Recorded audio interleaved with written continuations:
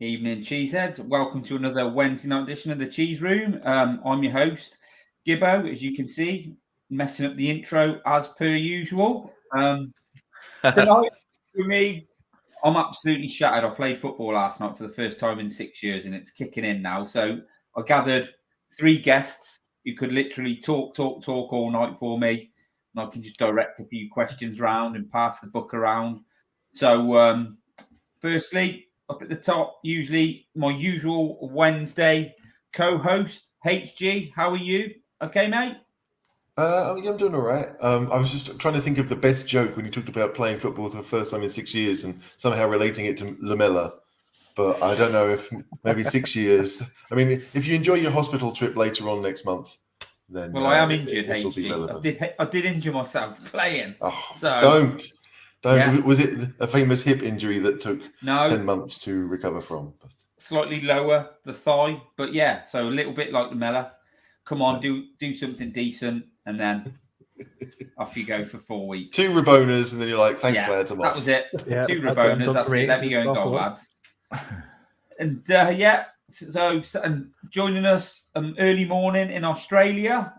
Not been on for a Wednesday for a while. It's DaveO. How are you, buddy? Mate, I was so excited to be on the show. I was sat here 24 hours ago and wondering where you all were. And I sent you a message going, where are you? And I didn't realise I'd got my 24 hours wrong. So it's lovely to be on the Wednesday chat and great to see you all. You were, to be honest, you were here on Wednesday. Just your Wednesday. Yeah. You know, you got the day right. You didn't get their day right. Yes, so to speak. So you're half right. It could be worse. I've obviously, hi, by the way, President Gooner, I suppose. I might call myself here. I well used to do an Australian chat. I'm from Portlaoise, and Zach Toohey, I don't know if you know him, Dave. He plays with Geelong. He's from this town. He's a legend over here. And he does come on our show every year or so when he's back over here because he owns a cafe and obviously everyone knows him. He's out lads at Labour politician, he's a local councillor, and yes, unbelievable, great crack. He's a fantastic lad. But anytime we have to interview him, if he's doing well, Melbourne is 9 hours ahead. He's like, Bradley, no bother, I'll call. You should ring me at 6 o'clock this evening. I'm like, 6 o'clock this evening, your time. Yeah. And I'm like, that's 3 a.m. You prick. And he said, well, see I'm free. And I went, okay, fair enough. So Sunday 3 a.m. I did. So, but no, it's like I said, one of those times. But yeah, in a decent mood. Would have been in a better mood if Jorginho had any sort of self-control. But here we are. Well, it's nice to have you back on, mate. And it's slightly different twist tonight on reviewing the Arsenal game. We've got Stephen on, who was on Friday. And what we're going to talk about is actually how good are Spurs. 6 games in the league. Not been defeated yet.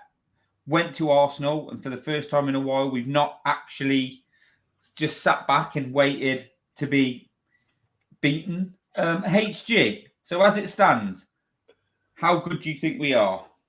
I think this is the only time that I can remember where I've watched a game at Arsenal and never really felt nervous. Never really felt like an equaliser was coming. Like we had a whole bunch of league games under Pochettino at Arsenal where we went 1-0 up and Arsenal would get a relatively late equaliser to make it 1-1. And you always felt like it was coming because that's what Spurs do, right? We concede late equalisers in big games. But I didn't really feel much nervous towards the end of the game. I felt like second half, when I looked at the 2 teams, I thought this was a good chance for Spurs to go on and win. I was really more focused on that than I was worried about Arsenal getting the late winners that they often get, right? How good are we? It's still to be decided, but the evidence is kind of more on the side that we are. Like we're not just lucky because we've had an easy start. That there's actually something of real substance behind it. DaveO, what do you think? Because if you were to believe the press, the media on TalkSport, Paul Merson, the knowledgeable Paul Merson, before the game, we were going to get smacked. And I think we've shown that we're made of different stuff to what people think we are. So how good do you think we are at the moment, or we could be? I think the element to it is a psychological reaction to last season. So what we had 3 managers off the top of my head. We had the Newcastle debacle, we had the Paratici ban, and obviously we, some tragic events happening as well. And you look at last season where, you have, the musical irony of one of my favourite songs, Fool's Gold by Stone Roses, being blasted out to quell the booze. And this season I'm subjected to Angels by Robbie Williams to signify that we're having a great time. And I bloody hate that song. We're not doing that tonight again. I think, how am I feeling? Are we any good? I think that the Postecoglou, and I'd have been happy with Slot coming in, and I'm calling him the avuncular Australian, who has come in, and Australians. What does that mean, Dave? For people like myself, can you just explain that big word? Someone who has a personality to bring people together, a unifying person. Thank you very much. Okay. Thank you very much. I would say that we were at the point in time where we needed a Yol or a Redknapp, where it's a feel-good thing, and that what he has done to do that. And if you talk to any Celtic fans, and that, Stephen, I heard you guys on the show on Friday night, and you talking, obviously massive Celtic following in Ireland, etc., and how much loved he was, and how when he came into it, everyone was going, "Who is he?" Yep. And I thought when Ange got the job at Celtic, I thought, wow, I mean, that's huge. And I'm enjoying at the moment, and what I'm really enjoying is I've lived in Australia on and off since '99, and the first Australian Premier League coach is at the club that I love, and for me that's amazing. It really is. So how good are we? We're good, but we've got a way to go. Okay. A usual response. Sorry. Yeah. Nothing too positive, Dave. Come on, don't. Yeah, that's what I think that was okay. Stephen, I thought that was fairly positive, Stephen. Yeah. What do you think? That is very good. So, like I was saying, coming over to Stephen, this is the acid test. Obviously, you were expecting a team. I didn't watch you on Friday, but was you expecting the team to turn up, sit back deep, and obviously you would put the pressure on for the first 20, you'd score, we'd crumble, 60 minutes we'd wave the white flag, and you knew game was over, so you could just put your feet up and enjoy watching the rest of the game, or did you get what you thought? Unfortunately, because as Dave said, like the town I live in has an IRA prison in it, so it's mandatory to be not a Celtic fan, but at least a Celtic enthusiast. So you do watch, Celtic for 3 years, and he played this way all the time. He would be brilliant at home, and then he'd go to a big team in Europe. He'd play exactly the same way and get thrashed. And so I was fully expecting him to turn up and play the way he did. I just thought that there were parts during the game where Arsenal were able to cope with it. The first half hour was fine. They got the goal. They got Saka in good positions. They should have had a second with Jesus. And then Bryce gets injured and the whole thing falls apart. But we'll get into that later. But as I said on Friday, it's the Michael Silvestre tone of voice. It's the you're not as shit as you thought you were going to be. It's like 1-0 down, 2-1 down. What did you do? You went straight back to the way you were playing anyway, and you were like, no, this is going to work, and it did. And just like what happened with Klopp, just like what happened with Pochettino at the start, you can see that this is a good system. You can see that the players are being coached well.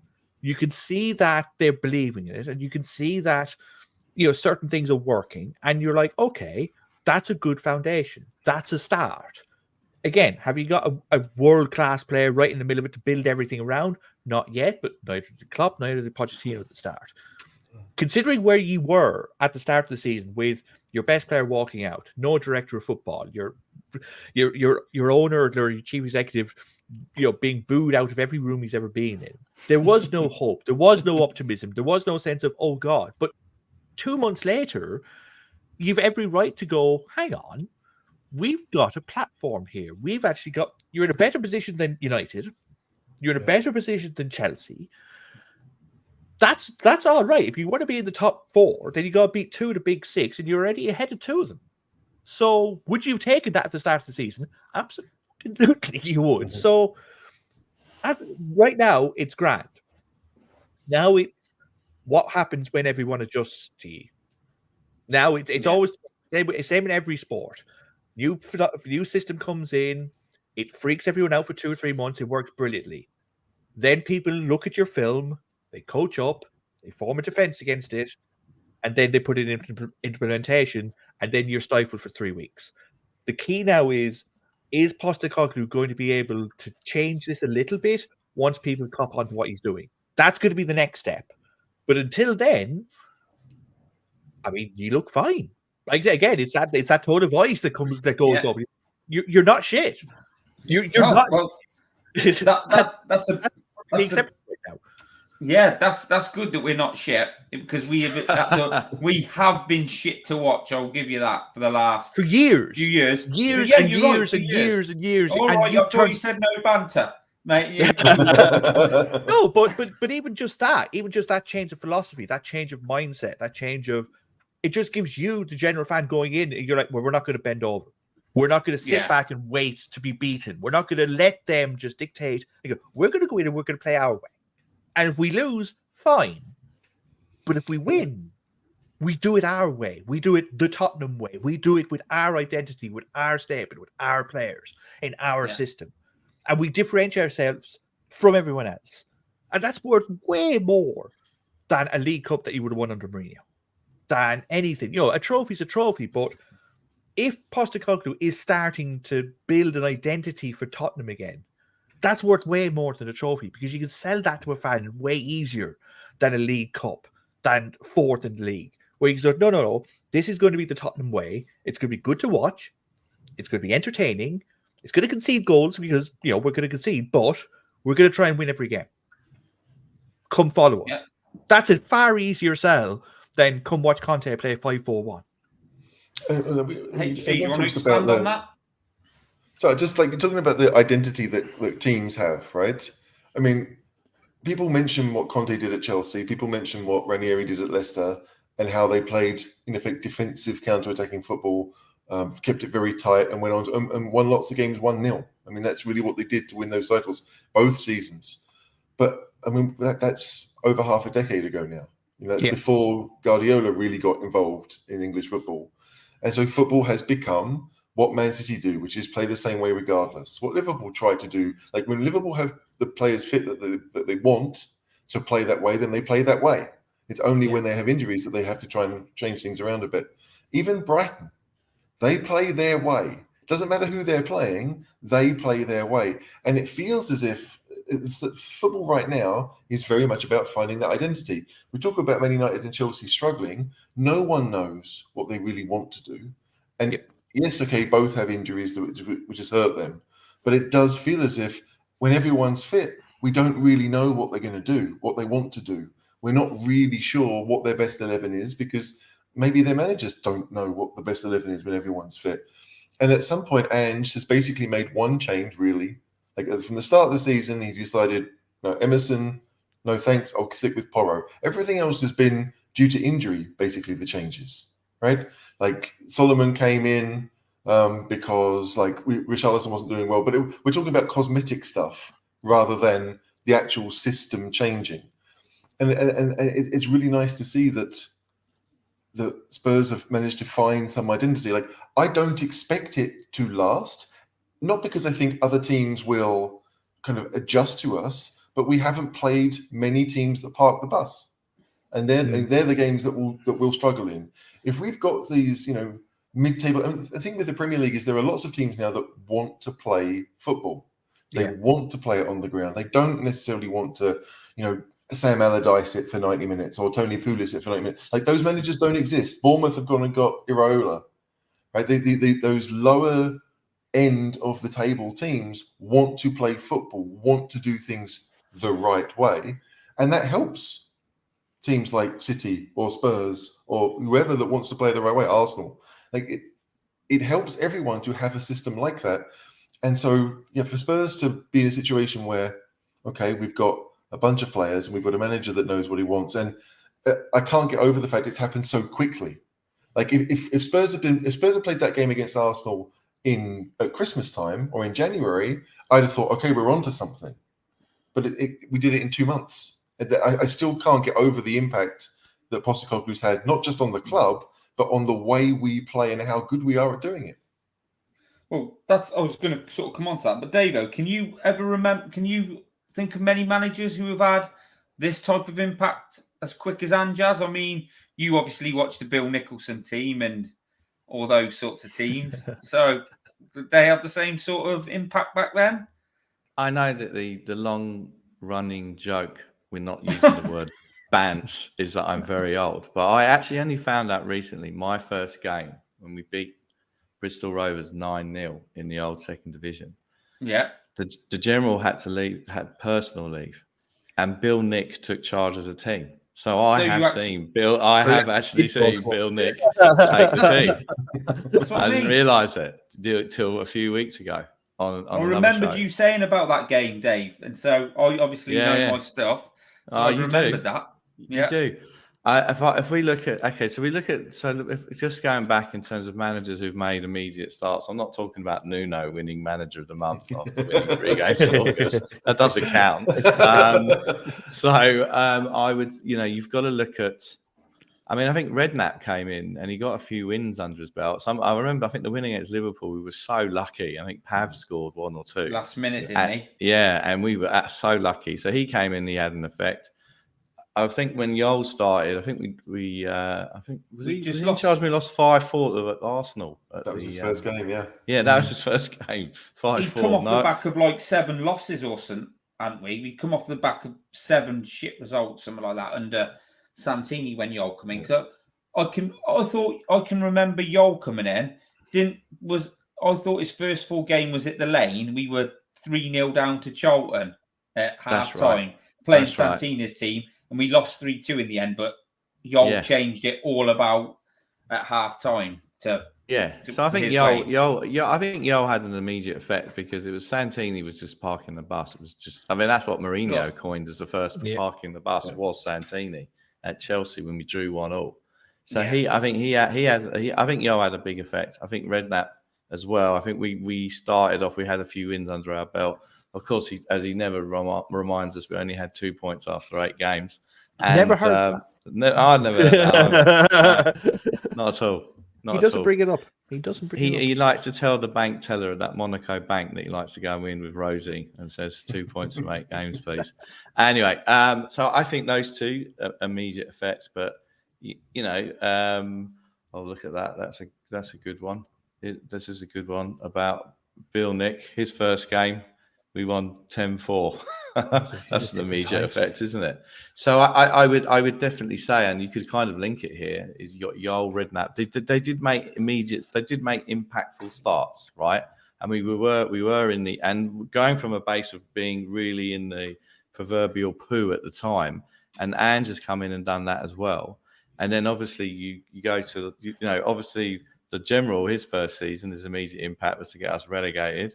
Poch was saved by Kane's deflected free kick at the Villa, and that's what you can go through. So I definitely think that he has made that meaningful impact. If you don't mind, I'd like to ask Stephen a question about the Goons. You ask away. Yeah, walk away. My question is, I think it's that Jack Nicholson, Helen Hunt film. Was last season as good as it gets? You'd like to hope not, just because the team is so young. Like Saka was unbelievable yesterday, and he's got half an Achilles. So if he can manage that and stay fit, he's going to become the next Iron Robin. I mean, when Udogie got booked after 20 minutes, for the next 25 minutes, Udogie looked at Saka as if he had COVID. He wouldn't go. He wouldn't go near him. Because he was scared, and that's what led to the first goal. Saka was just allowed to cut in, have a shot, Romero does his best, tries to deflect, and it goes in. The biggest mistake maybe Arsenal made throughout the rest of the game was not just feeding Saka the ball again and again and again and again and again, and just get Udogie to make a mistake and get a second yellow, or take advantage of the fact that they were leaving him one-on-one. They just kept going down the left-hand side. And it was just that man management, that game management that has always been Arteta's weakness, where you can put in a plan and the plan would be brilliant. But if the plan's not working after 20 minutes, he doesn't have the ability to change on the fly. It hurt massively on Sunday. Rice going off and replacing him with Jorginho. It's like, but who's going to press Maddison? No one. And what happens? Maddison's free for the rest of the game. And the game, and Arsenal can't press, they can't maintain control. It's so you'd like to think that this team is going to get better just because another year of Saka, another year of Martinelli, another year of Odegaard, another year of Saliba. They're all 22, 23, 24. Yeah. There is 5 years of growth in them. Yeah. So just even without bad management, bad game management, those players, the core of the team will and should get better. It's just a case of, like you said, it's how good are City going to be? That's the yeah. That's the problem. The problem isn't the fact that like Arsenal probably could be an 85-point team again this season. Yeah. And people will say it's a disappointment. And I'm like, well, hang on a minute. 85 points, it's grand. I would take 85 points now. Like it's the case that Pep has done with City what he did with Bayern Munich, where they're just a machine. They just win and win and win and win and win. And Klopp built a side that's going to be forgotten in time because COVID ended it. But Klopp built a side that before COVID hit, they played 29, won 28, drew 1. That's the standard they had to get to beat City, which is ridiculous. City won their last 24 meaningful games last season in a row. As good as Arsenal were, you take out Saliba out of that team, and then you let City get rolling like that, and it's like the United of old, of 20 years ago, where they just saunter through to January and then suddenly a switch and go off, and they're you look at the league table in May and they've won it again. You're like, fuck's sake. But that's what City are doing. They've built a machine that will get 93 points a year. And it's like, we'll try beat that. And it's like, it's really, really, really bloody hard. And yes, they might not win the league this year, but at the same time, if they maintain the standard they're at now, they're the 5th best team in Europe, 6th, 7th. So you've still got the Champions League in, and then you're like a half a decent draw away from a final. So it's one of those ones where, do I think they're going to win the league this year? No. They probably still need another winger, maybe, especially with so many injuries right now. But would I take 3rd at a good run in the Champions League? Yeah, I would. So if you'd have had a decent striker, you'd have won. A decent striker wouldn't have robbed the ball off Gabriel. Wouldn't have robbed the ball off Maddison in the first place, though. Yeah. That's the problem. That's the problem. Like Gabriel Jesus is the best pressing forward now that Firmino's gone to Saudi Arabia. Gabriel Jesus is the best pressing forward in the world. It's not even close. The problem between him and being one of the best number 9s in the world is he can't finish a sandwich from 12 yards. That's the problem. That's why if he could do that, he'd still be at City. I mean, it feels like your season last season will end up or could end up being compared to our season when we finished 2nd. And we all thought, I was in shock. I'd never thought I'd see Spurs hit 86 points. Best goal scorers, best defense in the league. Like, I never thought I'd see that. And so for us to not win the league, well, that felt Spurs. To do all those things and somehow not get what you deserve, fair enough. But 2 years after that, you got to a European Champions League final. Yeah, but we all know that was more by luck than anything else. But that's all you need. So we recognise that things got slightly worse. And things got slightly worse for Spurs because I think Spurs got slightly worse, but also because other teams got better. Right? Yeah. Like City finally started doing what they needed to do under Guardiola. Liverpool under Klopp was starting to move up again. And it may be that this season, like, I feel like every team outside of City is hoping that there's this group effect and that Brighton can get points off City and that, like, in effect, you have a top 7 league, maybe a top 5 league, where we're all going to beat the also-rans, sadly. We're all good enough to do that. So who's going to get those points in those big games? Like Arsenal versus Spurs, it's a good result for both teams considering how the game went, because we didn't expect a point, but we feel and maybe Arsenal was thinking, hey, that could have been a lot worse. We didn't play very well, and we've got away with it a little bit. But all these big games that are happening, like Spurs Liverpool next week, I think Arsenal have got Liverpool in a few weeks, right? We've got City. We got City Sunday week. There you go. And so you've got but it's City without Rodri. And so it's set up perfectly for this to kind of happen. Like everyone would want to play Man City without Rodri and De Bruyne. You're going to get that opportunity. Maybe you won't be at full strength, but it's like, hey, we've got to take what comes when it comes. And so it feels like this season, as much as City have won every game, I still have hope that it won't be the procession that it has been the last 5-6 months for them, where they can go up and they can just win games and win the Champions League and not really feel tested. I want to believe that when City play a tough team, which some would say they haven't yet, that they will start dropping points too. Yeah.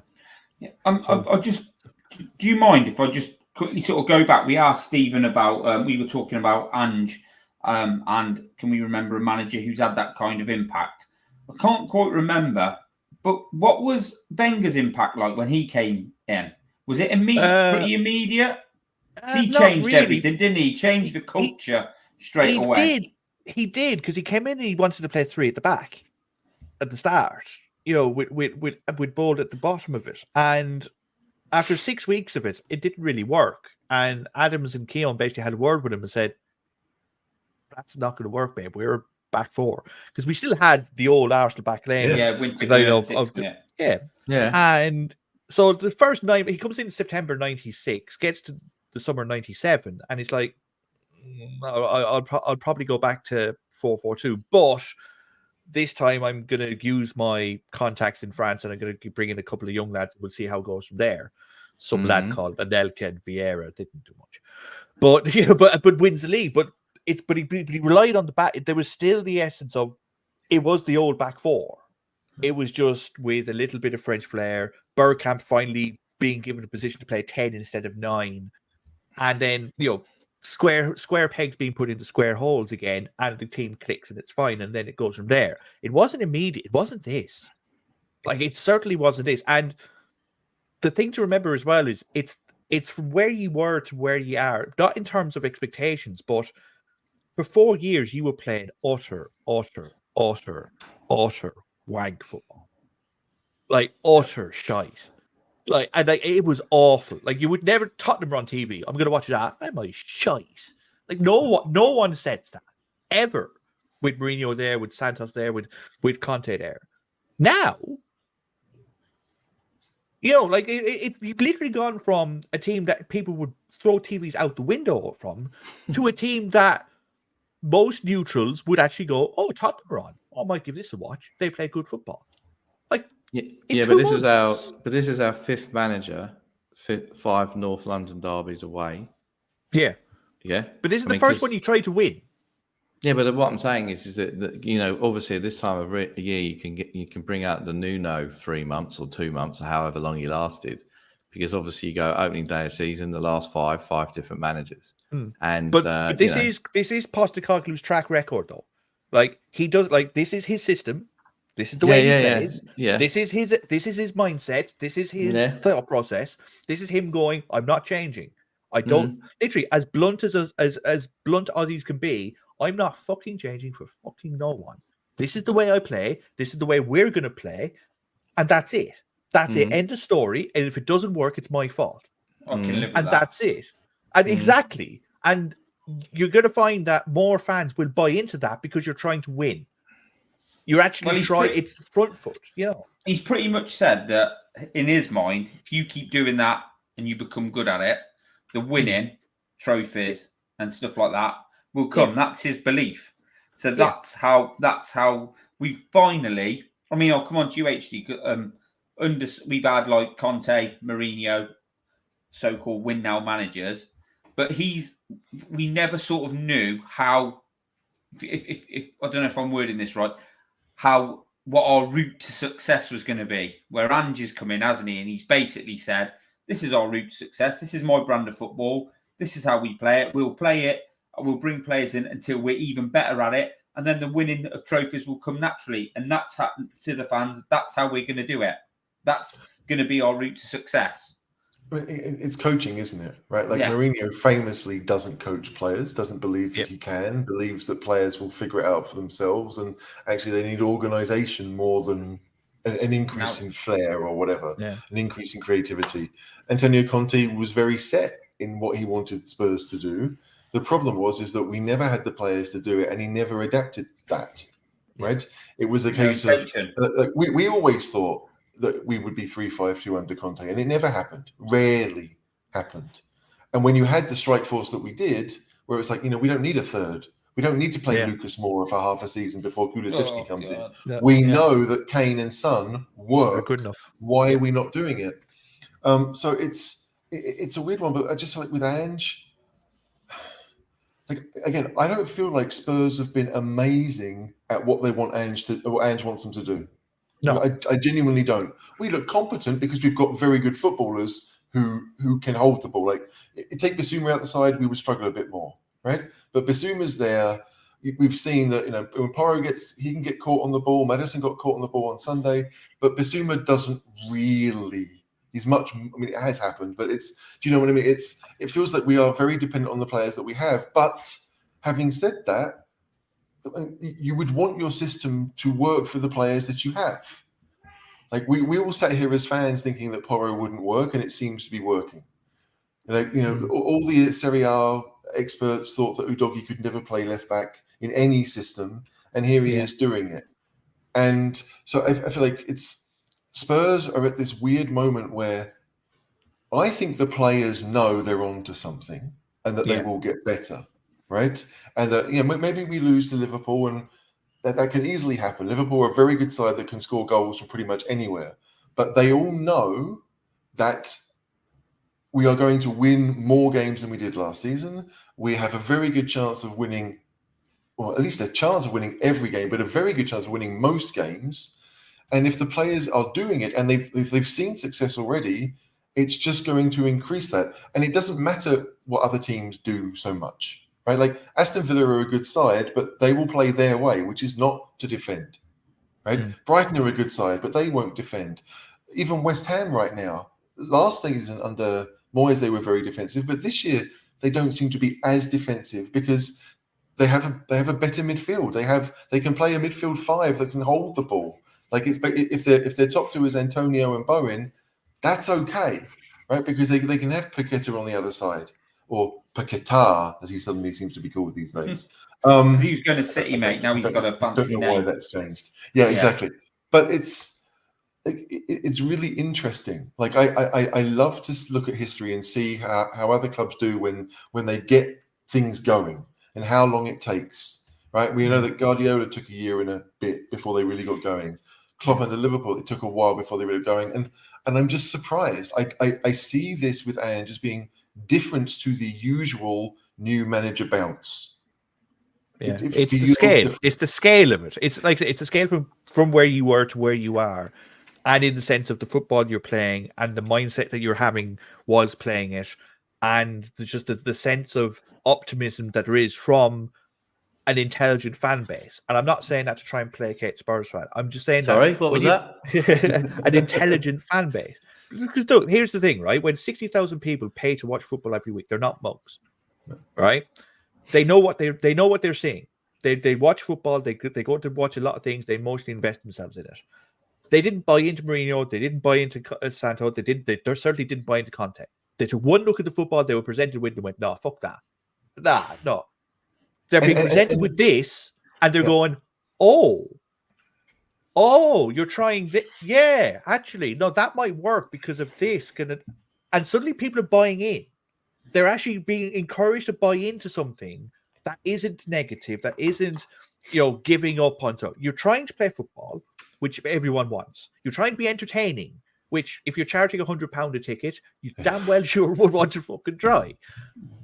You're letting fans at least have a chance to go, right, okay, I can defend my emotional investment in this because they're trying to win, they're trying to entertain me, they're trying to attack, I'm having fun watching it, and it's working, and it's going up against sides that are trying to play the same way, yet we're doing it with our own little tweak, our own little sense of style, our own little sense of Aussie grit, etc., etc.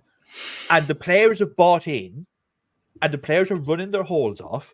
They're literally breaking their legs like Maddison nearly did. And it's so easy to buy into that as a fan because you can see the players like it. The players are trying. It's like, yeah, I'm going to buy into that too. And when's the last time Tottenham have had that? No. That's early Pochettino stuff, where it's like, this is a young team that is trying. We need the fans on board. Whereas this is, we're trying to play attacking football. Please help us. And you're going, yes, please. Can we have more of this, please? Thanks very much. And this is it. Like, I feel like every season for the last 3 seasons, we've had this. This has been Spurs' best season since ... Right? Yeah. We had it under Mourinho. We had it under Conte, where I think we won 7 out of 10 games at the start of last season.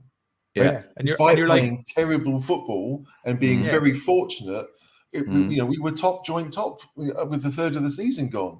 And so, like, every Spurs fan sat there and was like, "Well, I don't really want to deal with it for another. But if we win, okay, fair enough. I guess I'll have to." And then when it falls apart, you're like, "Oh, well, I knew this was going to happen because you look at football, and the best teams are the ones that play attacking football, the ones that will outscore you. Like defending for Man City and for Liverpool meant, well, no, our attackers have the ball. We don't have to defend, right? And so when Spurs, you look at, say, a back two that we seem to have, they work really well together, but still, that's their job is to mop up, is to deal with the odd attack that comes your way. And the best teams will be able to keep the ball. And we saw in the first half, like Arsenal would get the ball out to Saka, and it looked like Spurs weren't really sure because we haven't had to defend a great deal this season. We haven't, because we've had the ball for a lot of the games. So it's, going from that moment of like, okay, we want to have the ball, we want to impose what we want to do on the game, right? And when both teams want to do that, it's fun to see. Yes. Like when Maddison at the end of the game said that felt like a proper game of football. It felt like a heavyweight game. Yeah, it's a good game. And both teams were going for it as much as they could. They understood that there was a balance required, but it wasn't just gung-ho Aussie Ardiles style. No. It was just, we want the ball, we know what we're doing, and we know we can hurt you. Yeah. Dave, the game changed. Sorry, the game changed when Rice went injured, but like when Rice got hurt with 35 minutes gone and Maddison came back for the ball and he looked around and saw no one, the game changed because suddenly he's like, oh, I can play now. And then from then on, like, you were losing at that stage. But suddenly he's still running 60 yards back to get the ball in front of his goal, even though 3 minutes earlier nearly cost him a goal. Yeah. He's still doing exactly the same thing because that's what the system requires him to do, because that opens up the lines for Porro and Sarr to go left and right, for Udogie to attack, for Son to be able to sneak in through and do what he does best. And he knew that, and he felt confident doing that again and again because the system lets him. It encourages him to do it. It gives him freedom to say, look, this is where we want you to be, but once you get there, once you get the ball, you do what you want. And it's just that it gives players that freedom, that sense of, okay, I can do something. I'm able to put myself in the game. I can help, as opposed to sitting back and waiting. As opposed to being on the back foot. Now you're being an influence on the game, and that's what he's giving Spurs. He's giving those players a chance to put their own mark on the game, as opposed to playing the system and let the system win. It's a bit of combination of both. And that's what got Spurs through the second half, where it's like, no, we're not sitting back. We can see you're missing players. We can see Arsenal are struggling to, get this press going. So we're going to keep attacking because we think we can win this, which wouldn't have happened last year or the year before or the year before that. You would have taken 2-2 with 20 minutes to go, but you nearly scored with the last counter-attack of the game. And that's the difference. It's that mindset that has changed. That's what's going to do you brilliantly in a year at half time, when maybe half the team of this team isn't there anymore and they're replaced by better players. But those players with this mindset will do a lot better than this team is doing right now. This team right now is doing quite nicely. Yeah, we are tottering along quite nicely. So, Dave, you ready to answer a question? Yes, Yeah. of course. So that's why I'm here. Yeah, well, we're all here. So I'm going to say to you, I say no. This time, obviously, then this time last year, we were same sort of point, same sort of start under Conte, as HG was saying that we were like, oh, this is our best start ever. Back then, I was saying this is unsustainable. Playing like this and keep getting results is unsustainable. It's not going to happen. So flip side of the coin, playing the way we're playing now, which is great to watch, but is that unsustainable? Or do you believe we can push on and get better, or at least keep playing this way? So I'm not going to rewrite history here. I was happy when we got Conte in. I was delighted when we got fourth. I think most people and that second half of the season, that run that we went on with 2 to 3 months to go, and I'm not going to do banter about fourth place. We played good, entertaining, counter-attacking football. I was entertained, and it was fine. It was pragmatic, and he was and I still thought at the time he was the best coach that we had hired in the past 22 years. I'm not going to change that, right? And Mourinho, I understood why we were going to do that as well. Okay. This time last year, I was in the UK. I watched I didn't manage to get a ticket, but I did watch the game, and Lloris was horrendous. Now, is this sustainable now? I might end up doing a very boring, long-running joke as part of the preview show to say that I reckon, everyone goes, what team are we going to pick on the weekend? I definitely reckon we're going to pick Romero and VDV as centre-back. We ain't going to rotate them out because we've got no one else. And that's a real weakness that we've got at the moment. And, I don't care the fact that we're out of the League Cup and we're not in Europe. We've got 2 frontline centre-backs and nothing behind. You could say you could put Emerson there, but that's makeshift. So that's a real weakness. The other weakness that we have is obviously I think Maddison is integral to what we do. And I have to say, I am in absolute love with James Maddison. I always stood by the fact, and I'm on record amongst family and friends, that we should have got him from Norwich in the first place. But he is a proper Tottenham player. And he does remind me of Mickey Hazard, in that Mickey Hazard more had the ability to beat a player than Glenn Hoddle, who I love. But I think the way that he impacts on the game, the fact is, and the other thing I'm really liking, and Adrian made the point earlier, is that I think I was writing this down. I think we had 6 or 7 debutants in that North London derby. And what he has done, I think, has massively changed the culture of the team and the squad. Right, so all the old guard, who, to be fair, he's treating with respect. Lloris, Dyer, Dyer, tend to your allotment at the training ground, but you can still join in on sessions, right? Hold this. Hold this plant. Ben Davies and all this, that, and the other. But the culture has massively changed. He's got rid of the old thinking, and he's got in these new players. And one way or another, new players have come in, and Destiny and all that, and it's a complete mind shift. I was really happy when we signed Bissouma. I thought it was a great signing, and I just couldn't work out. Well, we know now why it didn't work out. So the question is, I'm sorry I've rambled. Is this sustainable? Sat here now, we are one central defender away from issues. We're a Maddison injury away from issues. I thought Kulusevski had his best game in a Spurs shirt for over a year, in my opinion, on the weekend. I think that he's been too one-dimensional, going in on his left foot all the time. I thought he had a really good game. And when he dropped deep, when we had to do the Sheffield United thing, I thought he looked good there and he got a good goal. So he may be an option if Maddison gets injured. So the sustainability is linked to our centre-backs. The sustainability is linked to Maddison. Son's really surprised me on the upside that he's got his finishing boots back on. Yeah. Right? He's took his chances really well on the weekend. First goal was unbelievable finish. Yeah. Like there's 6 Arsenal legs within a foot of him. And he still finishes it. It's an unbelievable finish. Yeah. No more Son on the left. No more Son on the left. No. I agree. And I think me and HC had some animated discussions last year about Son playing with his back to the goal is not effective. And I'm saying he's still snatching at chances and he's peaked, which is verboten to say that Son's peaked, by the way, Stephen. He's in my ultimate team in FIFA every year. He's in him and Maddison are now my fantasy team. But Son, in the middle of that's where he's got to be now. He's the central striker. Yeah. But the funny thing is, even if we play against teams who park the bus, where Son as a central striker hasn't traditionally worked when we've played him, I'm not sure I want to see him left wing then either. No, I mean that's the funny thing. Like it's I agree.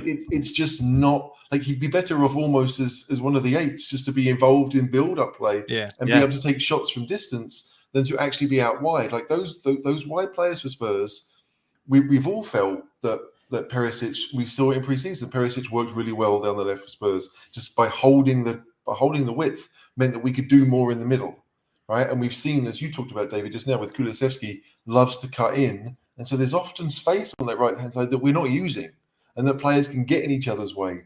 Like the first goal that we scored against Arsenal came from a cross from Pape Sarr, and we're all sitting there going, why is that not Porro?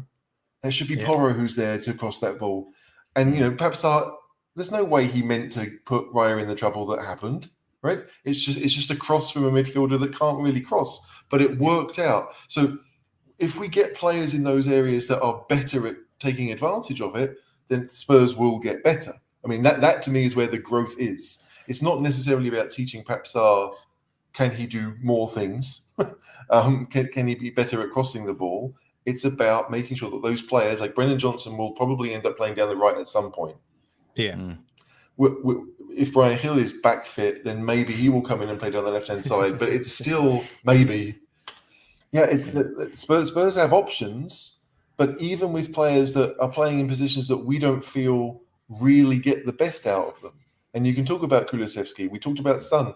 For 3 games he's played left wing, and it hasn't got the best out of Spurs, out of him. So if we're able to do that and have a system where we can say, you know what, this is where you are best, or find out which groups work together. Like I think we've said before on the show that Udogie and Perisic always worked well together. They just had a natural understanding of who was going to go and who was going to stay.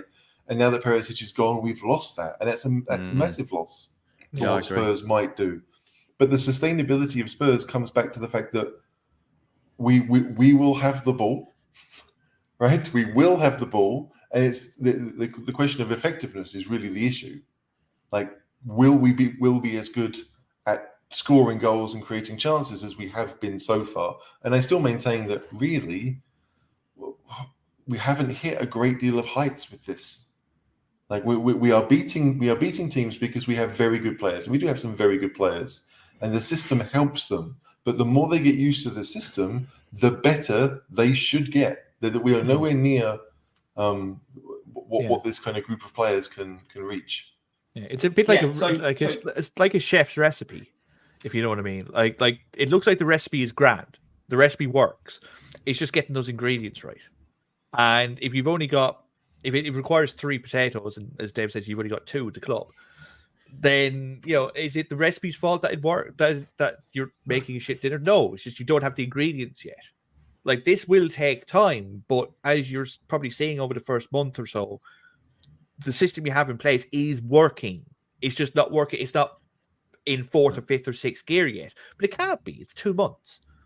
But it's nice. It's nice to see the players have adapted from what they were doing in August, in April and May, to what they're doing now. This looks like it's a better fit for the players, but also it looks like a system that will beat a lot of teams and can cope with an Arsenal side that can press really high and a City side that can press really high. But it might need better players to break the low block, but that's exactly why Arsenal spent 70 million on Hazard. They expect him to be they expect him to basically be a better Xhaka, whereas instead of having basically a box-to-box midfielder going in and being Gundogan, they expect that to be Havertz. That's the gamble they have to take, but that's the level. You don't have a Gundogan, you don't have a Havertz, you don't have anything close to that yet. You have a Maddison who can give him the ball, but you don't have that next player, that Bentancur level player, there's someone beside Bentancur to go in and get in the box and help his son, so that the wingers have 2 players to cross the ball in instead of 1. That's the next step. But that's, this is a process. That'll take time. And, but how far are you along that road? You're probably a lot further along than you were probably thinking, and everyone else was probably thinking. Yeah.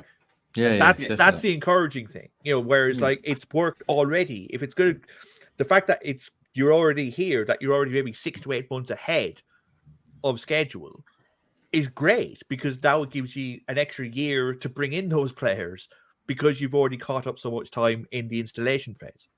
And people and players will see that Spurs do this now. Like Spurs are suddenly a much better proposition for any new. Like I was surprised that Brendan Johnson joined Spurs. I realised that there was a financial incentive, but we hadn't shown a great deal.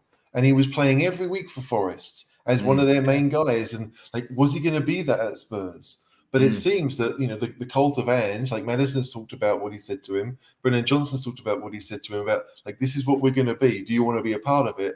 And players like that. No player wants to play defensive football. Not even defenders. Nope. Do you know what I mean? Like, I like defending, but I also like watching other people score, so I don't have to. Yeah. That's the key aspect. And so my natural state is to play things down, right? We're never as good as we think we are, and we're never as bad as we think we are. But it's really tough because Spurs are getting results against good teams, playing good football with a guy who, let's face it, most Spurs fans had never heard of 4 months ago. Right? It could have been plucked off the street. They could have he could have come on with a travel card like Christian Gross did. Do you know what I mean? Like my ticket to success. It was thank God he never. No, well, thankfully, but still, like that's kind of if you watch Celtic, then you know, and like a few of us who'd lived in Australia knew about him, but still, let's say 45,000 of the 60,000 at Spurs. Most of them Celtic. You're not going to buy any Celtic players. Well, why are we getting a Celtic manager? Celtic fans, frankly, looked like when Ange when like the idea of going to a Premier, like Brendan Rodgers for years was said, look, I'm at Celtic. I left Liverpool. I took Celtic as a stepping stone job, but as a job to get my name out back. And he said, I'm going to leave for a big job eventually. And then he goes to Leicester. And Celtic are like, here, hold on now. You know, we have Champions League football. We have one of the biggest grounds in the world. We have one of the biggest fan bases in the world. Our European nights are legendary. We are a legendary club. We're not, we're bigger than Leicester. When Postecoglou does the same thing, he goes, right, I'm going to go to a club, and he goes to Tottenham. Celtic fans was thinking the same thing again. They were like, hang on, they've no European football. Their best player's about to leave. We got Beyonce. It's like, why are you going to them? Like, they have no future prospects at all. That's not a good job. Sorry, hang on. Celtic have got Rod Stewart and we got Beyonce. Come on. That's a good proposition. We've got Dua Lipa. All right. Oh, she Arsenal. I'm feeling some bants coming here. No. We got Adele, haven't we? We can trump. Surely we can trump Dua Lipa with Adele. Yeah, I agree. Can't we? Yeah. And Phil in terms Collins. Of voice. Come on. Yeah. Don't bring Phil Collins into it, DaveO. We want a winner. Yeah. Bobby Gavro. Stop it. Jude Law. Sorry, we're going into bad. Yeah, we're going into Stephen, you said dangerous territory here. Yeah, Stephen, you said the words Brendan and Rodgers, and HG kept quite calm there. So a fair point. But my point is that when Celtic fans were going, that's not a big job. Like, you can understand their thinking, but it is a big job. It's one of the biggest 20 jobs in world football now. The stadium proves it, the facilities prove it, the money proves it. And he was right to take it. And it just shows that, you don't need the biggest name sometimes. You just need a man with a plan. And he has one. And, it might be perfect time, this might not have worked after Harry Redknapp said. Where it's like a team that plays good football to another team plays good football. They might have gotten a little bit tired of the East End steak, and now they get the Aussie steak, and it's almost the same thing. You're like, we're sick of it. But to go from Conte, miserable dour fucker, Mourinho, miserable dour fucker, to the next Jesus. To almost a prophet, where he goes, yeah, don't worry about it, lads. We're going to do things my way. And by the way, you're great. We're going to play great football. And someone who can easily, win an argument in an empty room. The man is a brilliant public speaker. He's got an aura around him. He is impressive in front of a crowd. He can hold an argument. he just lets you in. That's exactly what this club needed. This club needed something to hold on to and say, yes, I'm believing in this. And he's giving you that. And go enjoy that roller coaster.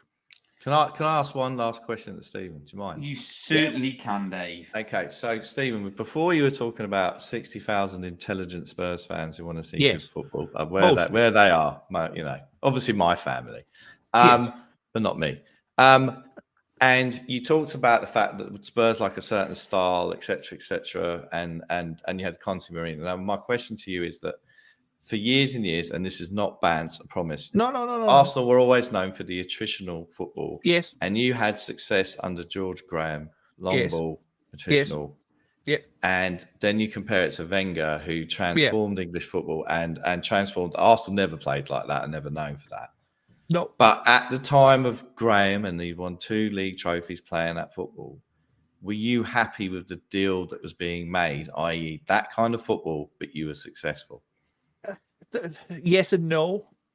It's one of those ones where at a point it becomes stale, like Arsenal did win the league in '91, losing 1 game to Ye, and it's that, are they going to second league in 3 titles? But after that, did they build on it? No. Won 2 cups in '93. You became a cup team after that. Yeah, and at a point, you do have to be like, if you were going to be the difference, the definition. What's the definition of a big club, right? What makes a big club different from everyone else? A big club wants to establish its own identity. A big club wants to say, "Here is my penis. It looks different than everyone else's. Look at the size of it. Isn't it fucking brilliant?" So that's what big clubs want to do. They want to say, "This is our football. This is the way we play, and that's it." And at Arsenal, for a while, were able to do that. They were doing it 1-0, but they were literally going to away grounds and almost taking glee in the fact that you were watching shit. There's like, yeah, we've turned up. We're going to win 1-0. We're going to take 3 points. We're going to fuck off. Ha, ha, ha, ha, ha, ha, ha, ha. You turn that into what Wenger did, and then the team of 2002, 2003, 2004 getting applauded off away grounds frequently. That's what you want. That's the aspiration. You want to be the team that everyone else looks up to and goes, I wish my club was like that.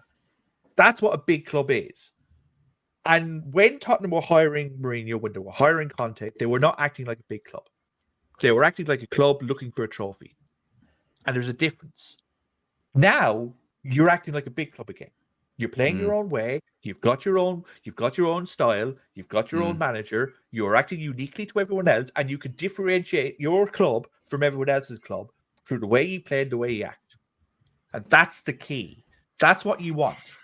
Whether it wins, frankly. But if it's got the prospects of winning, if it's got the chance of winning, you can't guarantee success in sport. It's impossible. You can have the best team in the world every year. Pep had it for years at Barcelona, and Real Madrid won more European Cups than him. Sometimes shit happens, but give me the chance. Give me the possibility of winning. Give me hope. Give me hope, and give me it in a style that I can sit down and have a pint in front of my friends and go, "We're better than you, and here's why." And let it be justifiable, and let people listen. If I can do that, I'm happy. So what you're trying if to I say can't, is then I'm just another club. So Spurs have spent the last 3 seasons showing everyone the size of their bed rather than the size of their. I mean, it's basically it, right? Like, look, don't we have a lovely bed? Yeah, our bed is amazing. Yeah. Look my new house. Isn't it fantastic? How many people are in it? 1. Now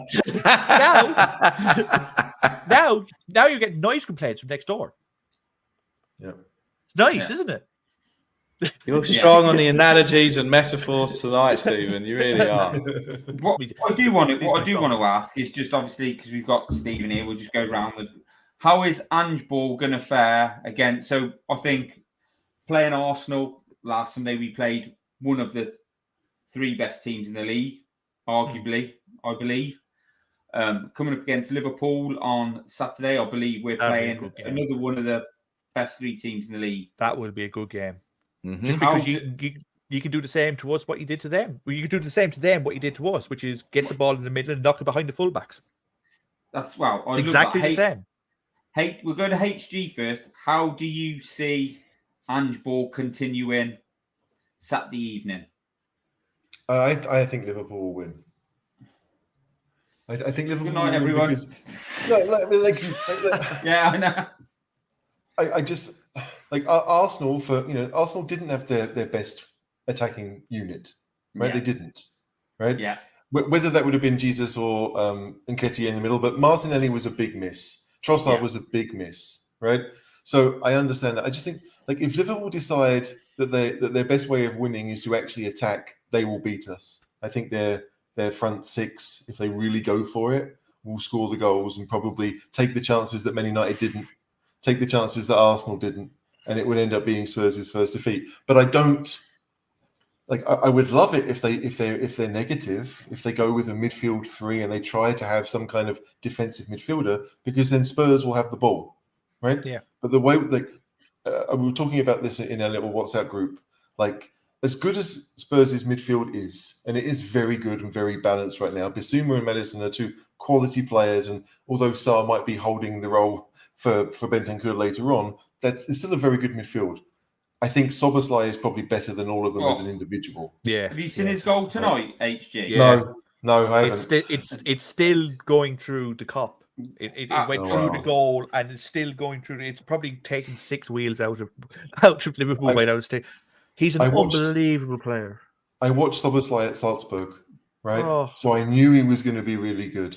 But like he is that kind of player. Yeah, this is very true. This is very true. I am not confident of Spurs winning. But hello, have you seen Spurs for the last 40 years? Come on now. I just it's based on evidence. Conditioning. Szoboszlai could be the best six. He could play the Bissouma role if he really wanted to, right? And he can score with either foot from 30 yards, and he can create with either foot from wherever he needs to be. He's probably the best all-round midfielder. Yeah, he's a poor man, Steven Gerrard. He's a poor man, Steven Gerrard. That's what he is. You know, if he was better defensively, he'd beat Steven Gerrard, but he's not. But that's not a Chris. You know, he does everything else as well as him. He's an unbelievable player. You know, him instead of Havertz in Arsenal's midfield, we might win the league. Oh yeah, no, absolutely, you would do. Like so, and the funny thing is, Szoboszlai at Leipzig didn't play that much. No, right. There was a season where he wasn't really in the team. The manager didn't like him, didn't rate him, wasn't playing a great deal. And I'm sitting, everyone who knows me knows that I love Konrad Laimer, who was at Leipzig. I love him. I think he's a brilliant player. But it's just like Konrad Laimer played every game, so you saw that. And with Szoboszlai, it was kind of like, what's the deal? Like he was by far the biggest talent at Salzburg. I know he played there with Haaland, but still, like Szoboszlai was the man. Yeah. And Liverpool paid a lot of money for him, but he's going to be there for the next 10 years, or at least until Klopp leaves, which could be another 5-6 years. He's good enough to play anywhere. And so that's my worry, that if Liverpool focus on scoring, they may well outscore us. It'll be a lovely attacking game, but if they try to be a bit defensive, then we've got more of a chance of beating them. I feel that way. Yeah, Sam. DaveO, I mean, Salah always bags against us, doesn't he? He loves a goal against Spurs, Salah, no matter who he's playing for. So how do you see this one going? Well, tune in Friday night at Cheese Room, 9 p.m. UK time, when I'll be back with JP from Melbourne, a man who is emotionally invested in Ange.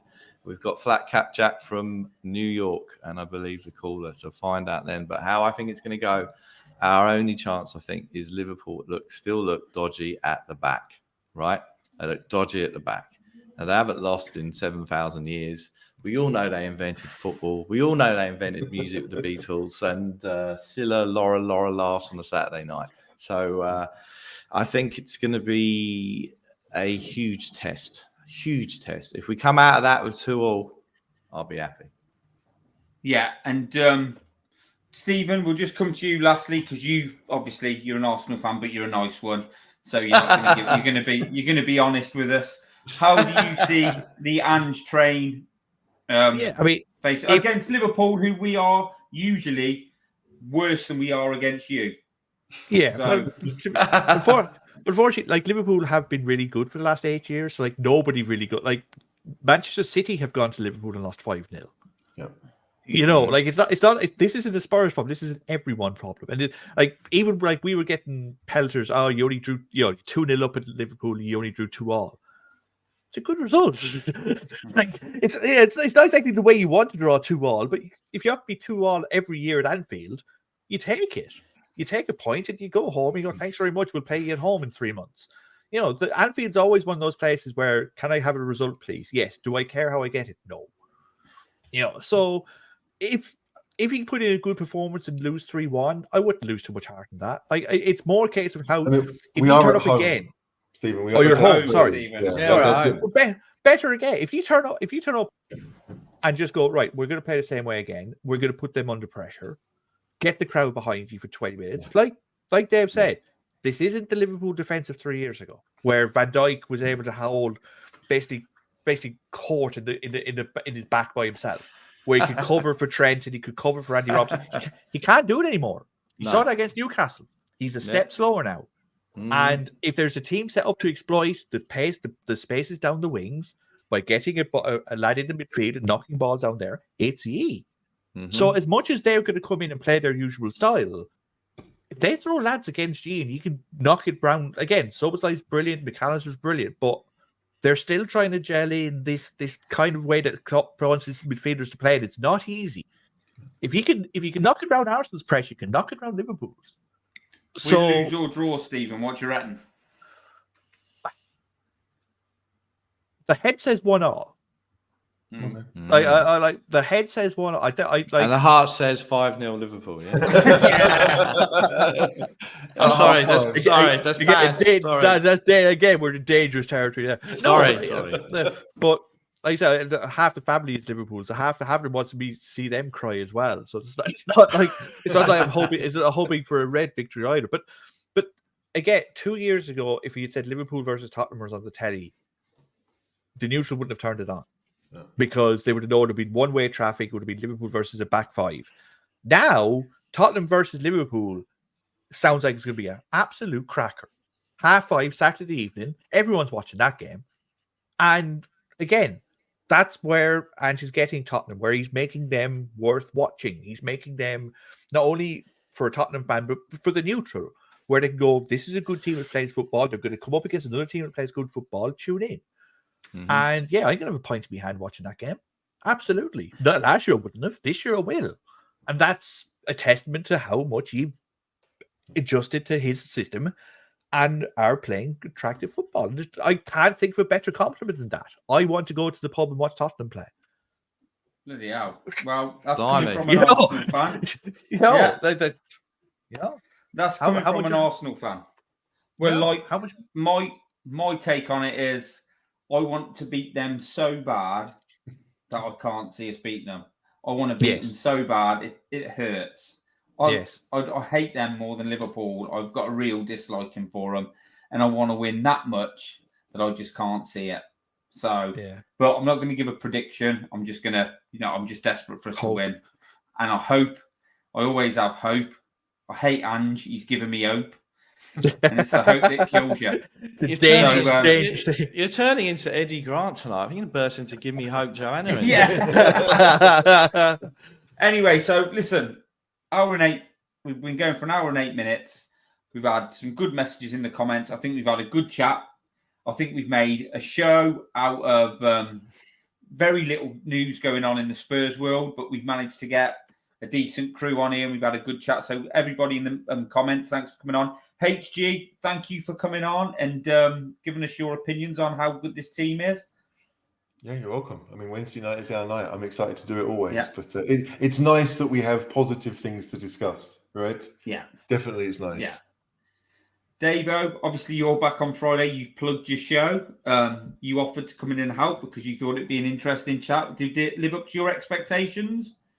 Well, it's more to the point, did it live up to your expectations by me contributing to an interesting chat? I thought you were extremely positive, Dave. I've never seen you so happy. Yes, that's right. and it's lovely to see, Stephen. I think, Stephen, you're in my top 5 favourite Gooners, but my number 1 favourite Gooner is my mother. She did bring me into the world. Apologies to all of you about that, but she is my favourite Gooner. And lovely people. Thank you. Lovely to be back on. It's great to be on the show on a Wednesday night. It's a really good show. I really like it. Really good conversation and stuff. So thanks for having me on. No problem. And Stephen, thank you for coming on in midweek when Arsenal were playing to come and talk with us. I know it's not a marathon show. It's only one of our short ones, but we thoroughly enjoy your opinions and we do. How balanced you are on your views you give. Say what I think. It's really simple as that. Simple as that. Just say what I think. Like I said, I have been biased. I'm an Arsenal man. I always will be. But yeah, like I say, it's nice to talk to people who give a shit. It is simple as that. It is as simple as that. People. Same with the people in the chat. There's not one bad word said all night. There doesn't need to be. We could hate the club that the hate the neighbours across the road, but it doesn't mean we can't share a pint. Yeah, and they're lovely words to finish on. And everybody except for Stephen will be saying, "Come on, you Spurs! Come on, you Spurs!"